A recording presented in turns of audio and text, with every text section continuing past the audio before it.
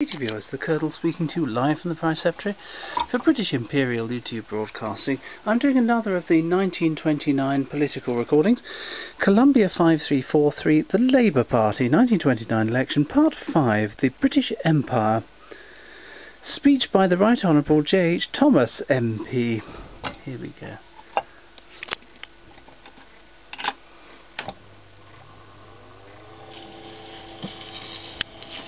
It is true that in political warfare, attempts are often made to appeal to the passions and prejudices of the people.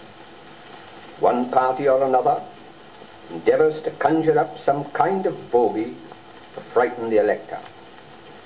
At several general elections, the popular cry was Labour's unfitness to govern, and the horrors perpetrated in Russia were vividly depicted as typical of what would happen in this country under a Labour government.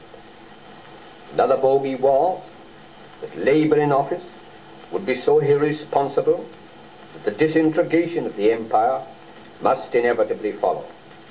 Indeed, to read or listen to the utterances of the Tory party leaders, one received the impression that they really believed the Union Jack was their sole property. How convenient on their part to forget that throughout its long history, no one class or section of our people held a prior claim to the credit of the development and progress of the British Empire. Why, therefore, should the Labour Party desire other than ordered progress and complete unity of the British Commonwealth of Nations? As a matter of fact, no other party is in so strong a position to promote imperial harmony and progress, inasmuch as British Labour is linked up with the organised workers in all parts of the empire, whose representatives meet regularly in conference to consider and formulate a solution of their common problem. My brief tenure of office as Colonial Secretary convinced me that our one aim and object, the natural result of our policy, was not disintegration but consolidation. The great potentialities of the British Empire in natural and mineral wealth, equally in the dominions and crown colonies, offer tremendous opportunities for future prosperity.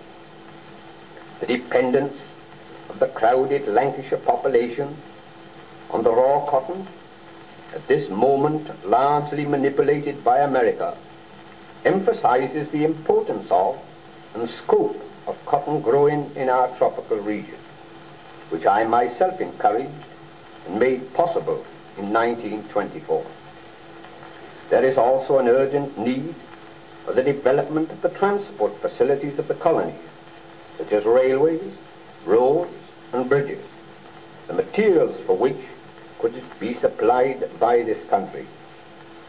Imagine talking of the love of empire to a young Australian agriculturalist who, having sent his year's effort in fruit production to this country, and instead of receiving payment, is called upon to make freight charges, his products having been disposed of at a loss. Or take the case of the Australian farmer who has to sell his mutton at about 4 halfpenny per pound, and who subsequently learns that it is retailed here to his kinsman at about 1 8 per pound, the middleman taking the profits. Under such conditions, their love of empire must inevitably be strained. With regard to the question of migration, though this is not a solution of our unemployed problem, it could be made an important contribution to that end. No really effective, organized scheme of migration exists today.